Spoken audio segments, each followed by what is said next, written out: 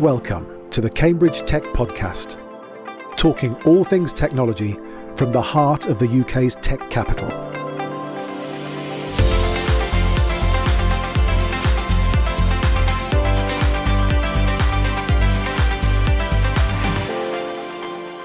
Here are your hosts, Faye Holland and James Parton.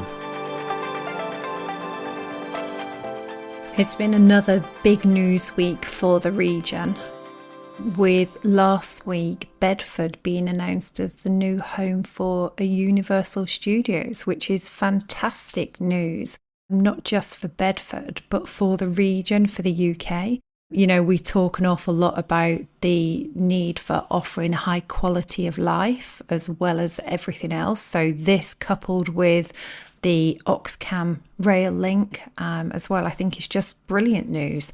On the subject of the Oxcam rail link, we have Andy Williams from the Supercluster coming on to talk to us in a few weeks' time, so I'm sure he'll have some views on that too. In other news, three pieces of news for you. The first with Bango, who have partnered with Belgium's Telenet so that their subscribers can effortlessly access and manage their favourite entertainment subscriptions through the collaboration. Bango's DVM simplifies subscription bundling, transforming a complex technical and operational process into a seamless business opportunity. So with a single integration, Telenet gains access to a rapidly growing network of global subscription providers, and this allows for the swift deployment of new subscriptions, ensuring customers always have access to the latest entertainment options.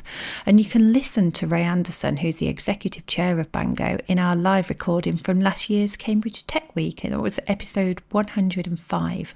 The second piece of news is from Arm, who are running their global Silicon Startups contest with a closing date of April the 25th. So if you're interested in what I'm about to say, you need to get your application in very quickly. The winner will be awarded $250,000 in ARM technology credit, and the runner-up will benefit from $150,000.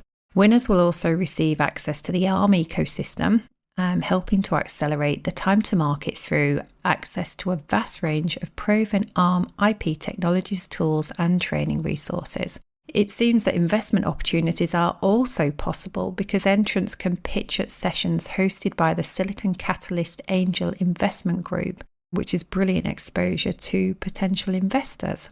And the third piece of news is another piece from Cambridge UK quantum computing pioneer Quantinuum, who have been handpicked by the United States Defense Advanced Research Projects Agency, DARPA, and their Quantum Benchmarking Initiative program, which aims to assess the feasibility of building an industrially useful quantum computer by 2033. Also selected was Oxford Ionics, a world leader in trapped ion quantum computing. So they're your news pieces for this week. So now on to today's guest. And I think it's fair to say that both James and I were completely blown away by Ushnish Sengupta and Federica Freddi from Sqwish. So have a listen and let us know what you think.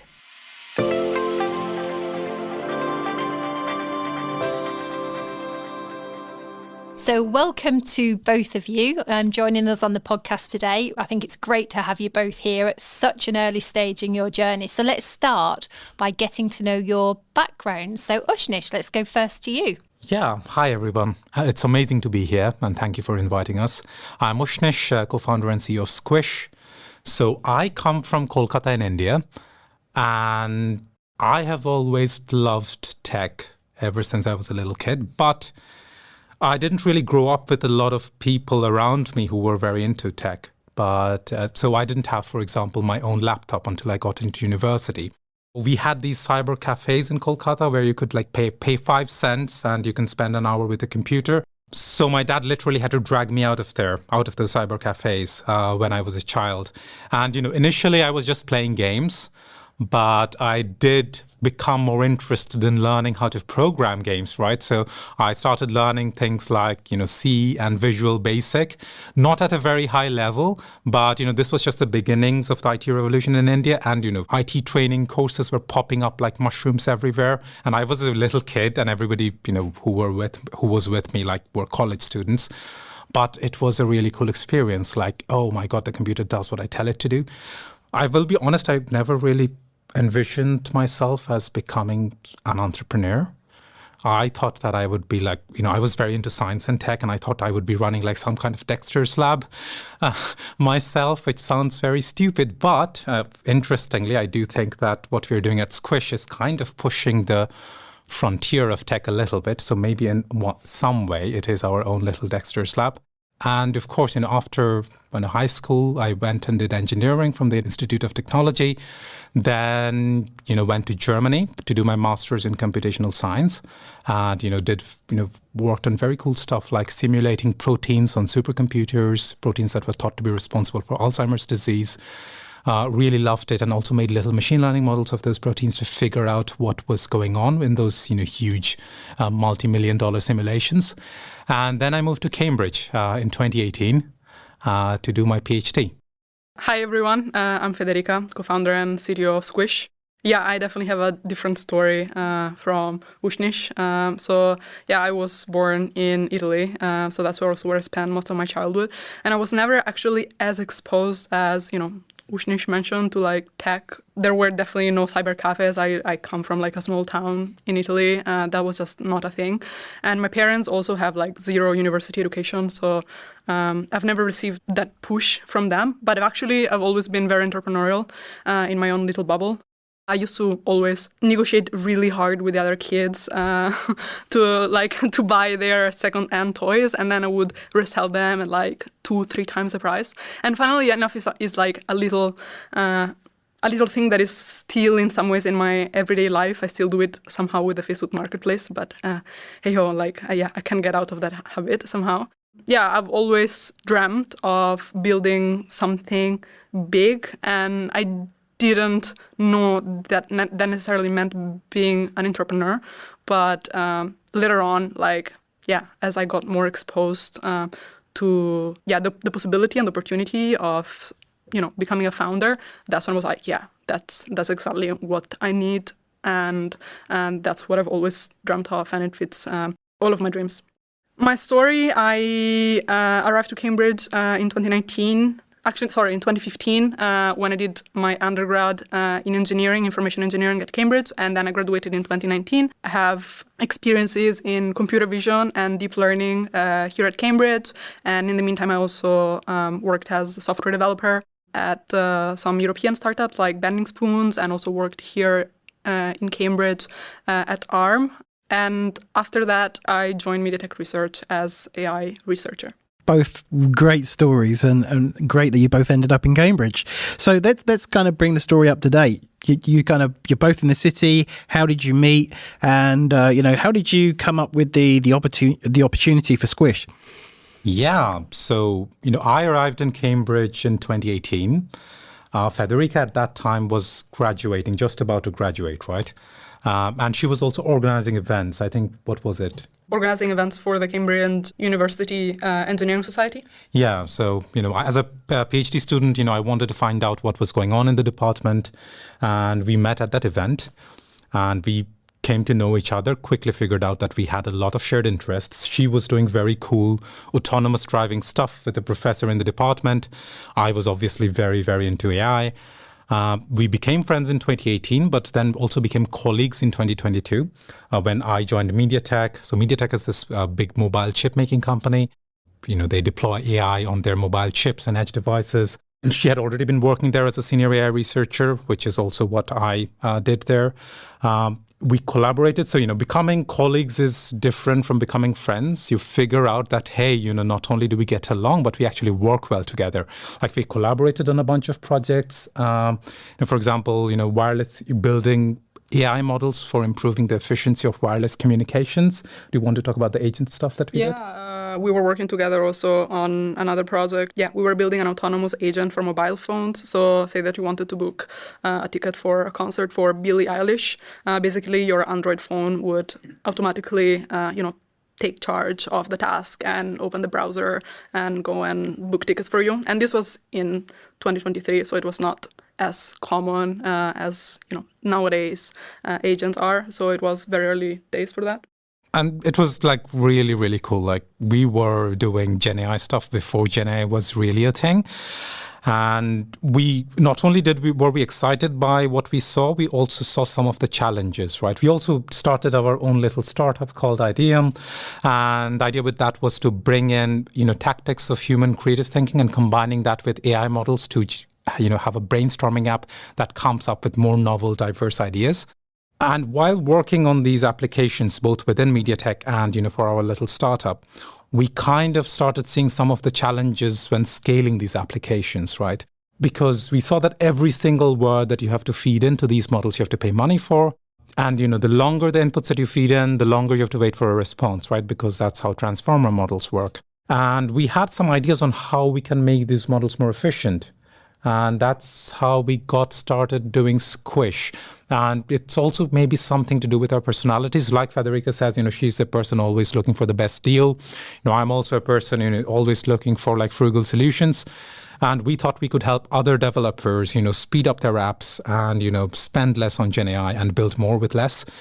And that's really the dream of Sqwish, to become this efficiency layer that sits between the, all these cool AI apps and agents that people are building and the big model providers and compute providers, right? Obviously, we ended up in a startup together. A lot of factors had to align. We were lucky enough to be in the field of AI and work on some of these topics before we actually started the startup. We had an idea and we spotted a problem, but also we were, I think, so lucky to find each other, and the importance of having the right fit as a co-founder and someone that I can really trust and have such a strong relationship with, within the startup, that we can really grow, build something from the ground up. That's so important. Let's not underestimate then, you were both kind of employees in the same company, but that's very different to deciding to start a startup. What was the trigger for that? What was that? Because that's a brave thing to do, right? Most people just happily go to work every day, work for someone else and do their own thing. What happened? Yeah, a lot of things happened. So I will say my bit, and maybe Federica, you can say what motivated you. I think one of the things was that, we were always discussing, she was the one, she had the car, and the, MediaTek research was in Camborne, and we were always driving on our way there and back. And we were always discussing new ideas, right? And MediaTek was great. They are still doing very cool stuff. Making chips for Google now, apparently. But we kind of had our own ideas. And as an employee, you don't really get to really have any control over what it is that you're working on. So that was definitely one thing. And we kept spotting new opportunities. We kept having new ideas about what we could do to help and to build in the GenAI space. Another thing I would say is that we also have rebellious mentality, maybe, that, we wanted to do our own thing. We are a bit independent minded. And, we just felt like, we have a person here who wants to do this kind of stuff with me. Maybe I won't get this opportunity in my life ever again. Yeah, I think this ties back to basically what I was saying earlier related to timing, right? A lot of factors did come together and it felt right. On top of what I said earlier, I also wanted to add, I think, being in a kind of okay financial situation, which is important obviously for everyone, for a lot of people.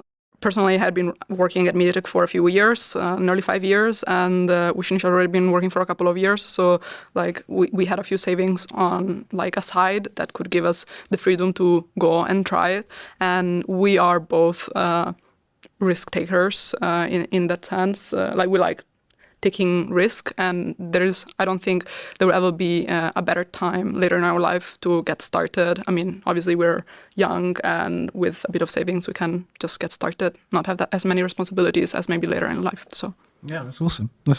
I mean, you touched really briefly there on what Sqwish does, but let's deep dive into that. So tell us all about it. What problem are you solving and how are you solving that problem? Yeah.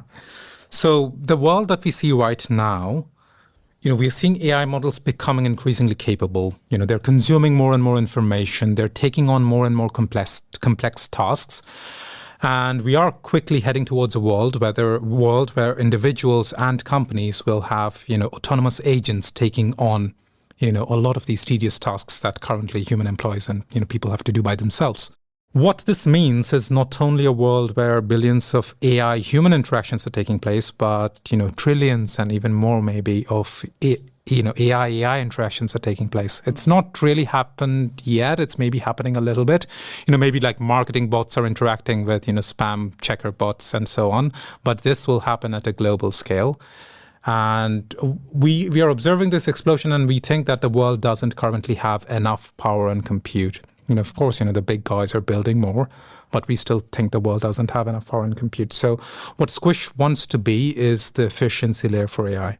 With our, layer of software and tiny language models, we want to sit between the people building those, apps and agents and the big model providers and compute providers like OpenAI, like Anthropic, like Google. We want to help developers optimize cost and latency without compromising on performance, right? And without having to worry too much about it. And the first wedge in the AI efficiency space that we have is something that we call an input compressor. So this is really a super fast API. So for people who are processing really long documents, chat histories, lots of, long context with their AI models, as we discussed, they have to pay for every single word. They have to wait a long time. What we can do for them is we can take all of that. We can squish it down by up to 10 times by removing or rewriting everything that's redundant or irrelevant. We can send that compressed input to the big models, and then the big models can come back to us with a response that is comparable in quality and accuracy to the original response that you would have gotten. What this means is that you get the same level of intelligence, but way faster and way cheaper, right? So but we see that like the input compressor as just the start of the journey. And what we really want to build is an efficiency ecosystem. So a suite of tools that work with each other and help people, optimize cost, performance, latency.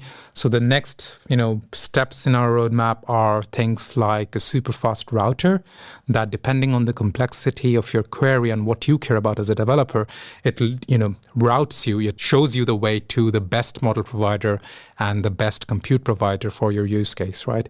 And we're also planning other things like an output compressor so that you can save on output tokens, and smarter caching so that you can reuse your old responses more smartly so that the model doesn't have to do any work at all.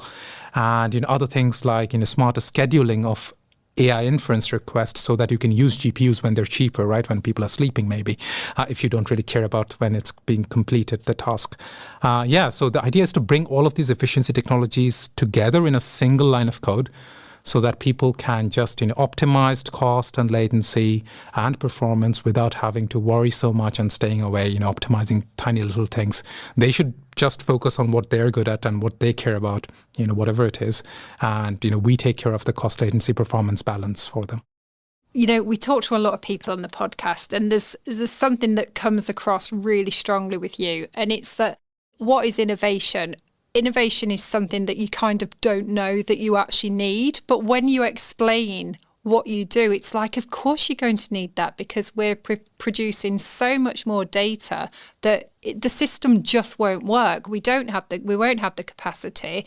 We won't be able to afford to use all of these amazing tools that are coming through. So I think it's really exciting what you're doing. Let's talk a little bit about the journey. When was Sqwish founded? September of last year, of 2024. Yeah, so this is a supremely new company, and actually, some might say exclusive interview. Yes, That's true. Yes, well, let's do that. So you came on my radar through Cambridge Enterprise Ventures.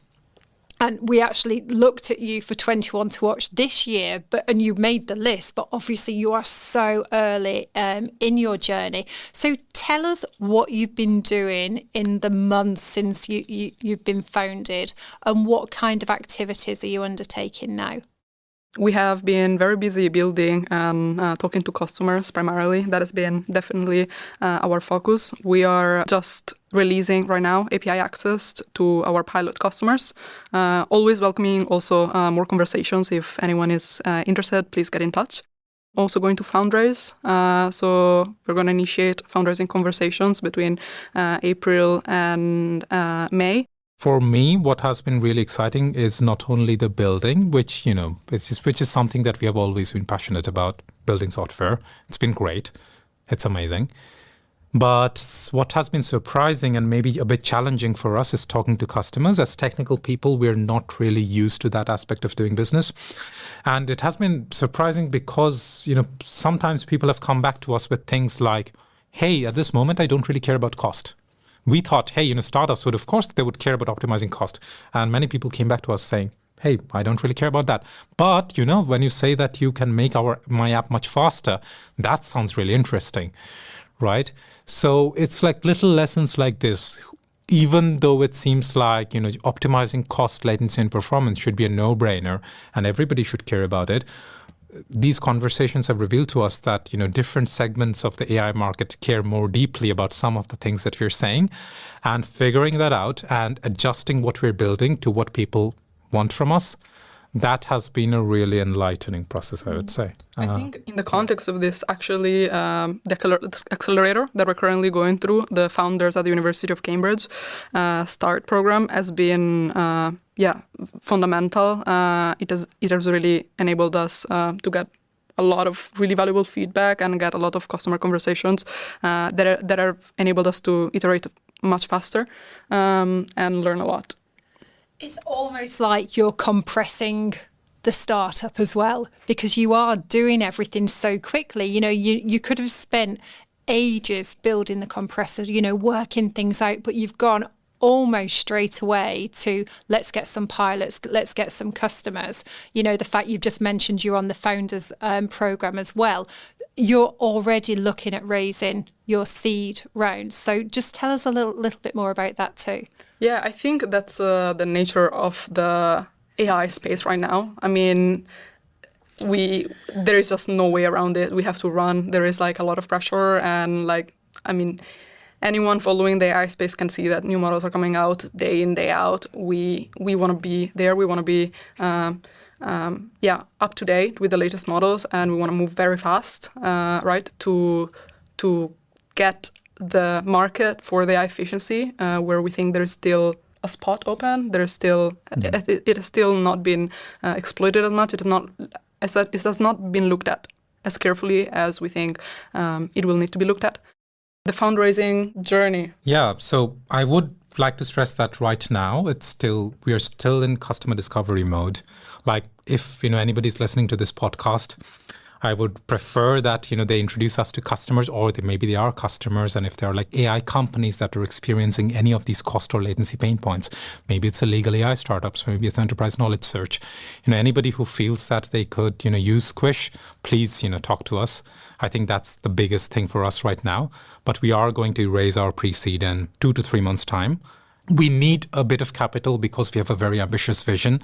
We want to expand beyond the input compression, and what this money will allow us to do is very rapidly build out that whole efficiency suite that we have been talking about, and also go aggressively after the US market, because we think that that's right now where the biggest need for AI efficiency is, because that's where some of the fastest growing companies are. So of course, if anybody takes a fancy and wants to invest in Sqwish, also talk to us. But customers first. So on that point, then, let's talk about target customers. You mentioned software developers, software engineers. Is that like your beachhead market? But I guess as AI becomes more mainstream inside businesses, you'll start to diversify into more kind of business job titles as well as hardcore engineers. Is that a fair assumption? How do you see things? I think the value proposition of Sqwish, right, which is there is a cost aspect to it, there is a latency aspect to it, there are also some other benefits, like if you have quota limitations or if you have context window limitations, we can help you with that. Different aspects of the value proposition appeal to different parts of the organization, right? For a CFO or a CEO, maybe they really like the cost aspect, but also the fact that we can make things faster and make their customer experience better. That's something very cool. Whereas for a technical person, they are usually more excited about, how are you doing this, right? How is this tiny model trained? This is something new. This is something novel. And, it's really cool that, you can use this tiny model to reduce this thing by 10x. I think for the technical people, the fact that we make things faster and the fact that we're doing it using novel techniques, that seems to resonate more.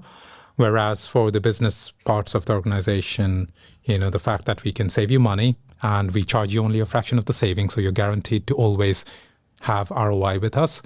And also the fact that we make their customer experience better, I think that resonates a bit more. So, when we talk to enterprises, we try to talk to both parts of the organization, because the technical part needs to understand the technology and they need to sign off on it, right? They need to agree that, this is something worthwhile and we should integrate this and it meets our standards. Whereas the business part of the organization needs to understand what Sqwish does for their company. Yeah. So I think we just need to convince both parts, and we have to do that differently. We care very much about building our community from the developers' perspective as well. In fact, we do have on our plan to release an open source model, an open source version of our Sqwish compression model, and we want to be very involved with the open source community. So. And what is the developer experience? How does the workflow change to use Sqwish, or is it just like an API call or something? How does it work? Yeah. So. Right now, it is implemented for the input compression only, just as a single API call. We also have a Python library, right? Literally 3 lines of code. And instead of calling directly your LLM API, may that be OpenAI or Anthropic, you make first a call to our compressor model that is going to compress the text in less than 500 milliseconds. And then you request from your language model, the query that has been compressed from us. Later on, when we're actually going to expand from our WEDS product to the entire ecosystem, we want to take over of the entire thing for you, because as we said, we want to optimize also the routing and select which is the best performing and the cheapest and the fastest model for your query, but also optimize potentially, if that's what users are, the output and a lot of the other pieces of the entire efficiency puzzle. Well, that's interesting. So then you actually see a vision where you're almost gatekeeping the LLMs where you go. That's correct. Ooh, that's interesting. Okay. Yeah, it also gives us the opportunity to eventually, because we are so good at training tiny, reliable models, depending on what usage we're seeing, it gives us the opportunity to train our own tiny, fast models that are really good at particular tasks, if they're high-volume tasks. And essentially, we can route those tasks to our own models rather than the big providers, so that you can save even more and you can be even faster. So you've got a plan to go further up the stack, essentially? Yeah. Okay. Interesting. I mean, we've spoken to a lot of companies, haven't we, in the last I'd say just couple of months, which is, they're all themed around cost optimization, speed, efficiency, energy saving in data center. It feels like you're in the right place at the right time. So it must be really exciting. Thank you very much. Yeah, we do find it very exciting. We think, we're just at the start of the wave, and there will be much more to come. Right now we're positive and we think that the timing is right. Let's see how that plays out. So moving on to then Cambridge, what kind of support have you had from the startup and entrepreneurial kind of community in Cambridge? What has been really amazing for us is the amount of very helpful and kind people here in Cambridge who have been there and done that. So there are, for example, in our community, exited founders and other people who are just willing to help. They will make introductions. They will, tell you what they've been through. They will, maybe point out if you're making the same mistakes as they have made. And that's often some of the most amazing experiences that we have had. Formally, we have also been part of, we've been part of Accelerate Cambridge, which is a program by the Judge Business School, which has been very helpful in terms of giving us a push and getting us started. But of course, now we're also part of the Founders Program, and I think they have done a really amazing job of bringing together absolute top of the line people, people who are stellar at marketing, people who are stellar at telling your story, people who, we have an entrepreneur in residence who works with us and makes sure we're on track and pushes us. It's been really good. I do think that we have gotten I mean, we have gotten a lot more support than we expected, and we are really grateful for it. What do you think, Federica? Yeah, absolutely. I think, obviously, as first-time founders, we were coming from working in industry. I think the culture has not been exactly the same, and we have really appreciated kind of some of the culture shift in that sense. We've been very impressed by, how exited founders that have been very successful are very keen to help. Obviously, they see themselves, being in the same shoes, but like just 5-10 years before. So they are very happy to give back to their community something that they received before, and I think that has been surprising for me, but very, very precious and very special. I mean, it's been an absolute thrill to have you with us today and to catch you so early on in your journey as well. And so I guess the last thing is something for you to ask back at the community. So you've talked about you want pilot customers, you want the developer relations, maybe looking at hiring, the funding. Obviously, we've talked about what requests do you have of the listeners, seeing as you have the opportunity to reach them? Yeah, thank you so much for having us. And I think our first ask is that, if you are an AI company, if you know an AI company, if you work for an AI company, or, if you're you're not an AI company, but you're developing AI solutions, and you're scaling those solutions and you're feeling some of these cost, latency, context window pain points that we talked about, please reach out to us. We have contact@sqwish.ai with a W. We have the website. You can also go to the website, click on Get Access. You can reach us that way. Please talk to us. We are very, very eager to learn what your pain points are and work with you and, make Sqwish amazing for your company. Number two is, yes, we are actually hiring. We're hiring interns. We are hiring interns for both the model building parts. If you are excited about AI research, you want to build the tiniest, fastest models, come here. If you want to learn how to build an enterprise-grade API with Federica, who is, has been in the industry for a while now. So, if you are in this space and you're excited about Sqwish, please reach out to us. And once we raise, we are going to be looking for founding engineers. So, anybody with the right skill set, and, if you care about these problems that we're solving, please talk to us. That's great. Federica, Ushnish, thank you so much for being with us today. Thank you so much for having us. It was a pleasure and really had fun.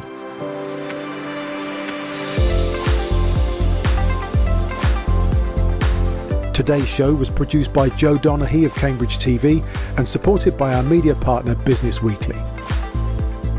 The Cambridge Tech Podcast is available on all major podcast platforms and on cambridgetechpodcast.com. If you've enjoyed this podcast, please give it a 5-star review. It'll really help others discover the show.